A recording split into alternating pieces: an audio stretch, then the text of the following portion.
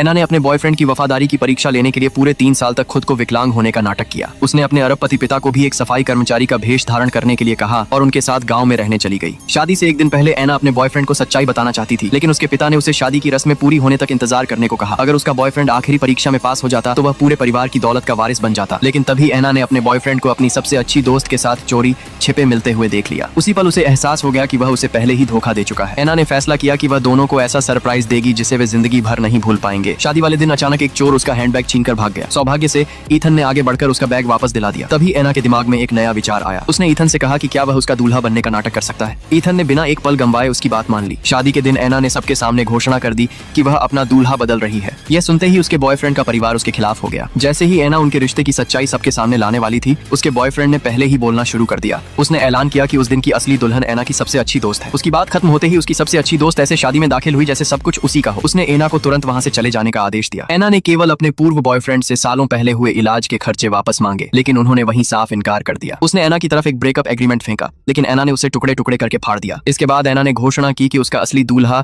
किसी भी क्षण वहां पहुंचने वाला है। उसका पूर्व बॉयफ्रेंड उस पर हंसने लगा। उसने कहा कि कोई भी व्यक्ति एक विकलांग महिला से शादी नहीं करेगा, लेकिन अगले ही पल ईथन $5 करोड़ के दुल्हन उपहार के साथ शादी में पहुंच गया। तभी एना धीरे धीरे अपनी व्हील चेयर से उठकर खड़ी हो गई। ये देखकर उसका पूर्व बॉयफ्रेंड अपना आपा खो बैठा। उसने एना पर उसे धोखा देने का आरोप लगाया, लेकिन वह यह भूल चुका था कि कई साल पहले एना ने उसकी जान बचाते समय अपने पैरों को घायल कर लिया था। उस एहसान का शुक्रगुजार होने के बजाय उसने मेहमानों को एना को शादी से बाहर निकालने के लिए उकसाया था। ईथन एना के पास खड़ा हो गया और दृढ़ता से बोला, जो भी एना को चोट पहुंचाएगा उसे मुझसे भी निपटना होगा। तभी किसी ने ईथन की पहचान पर सवाल उठाया। ईथन ने सिर्फ एक फोन कॉल किया और रातों रात उस व्यक्ति का कारोबार बर्बाद हो गया। यह देखकर वह आदमी सदमे में जमीन पर गिर पड़ा। इसके तुरंत बाद एना ने अपनी असली पहचान सबके सामने उजागर कर दी। उसने बताया कि वह देश के सबसे अमीर परिवार की बेटी है। तब जाकर उसके पूर्व बॉयफ्रेंड को एहसास हुआ कि उसने सिर्फ एना को नहीं खोया था, उसने उस अरबों की दौलत वाले भविष्य को भी ठुकरा दिया था जो कभी उसका हो सकता था। अगर आप एना की जगह होते तो क्या ऐसे विश्वासघात को माफ कर देते?